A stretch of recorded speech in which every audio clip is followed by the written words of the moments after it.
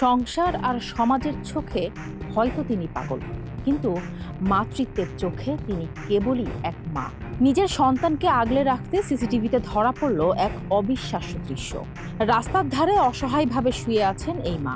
হয়তো মানসিকভাবে তিনি ভারসাম্যহীন, কিন্তু সন্তানের প্রতি তার মমতা আজও অক্ষুণ্ণ। ছোট বাচ্চাটি যেন হারিয়ে না যায়, তাই মমতার বন্ধনে নিজের পায়ের সাথে শক্ত করে বেঁধে নিয়েছেন কলিজার টুকরো সন্তানকে।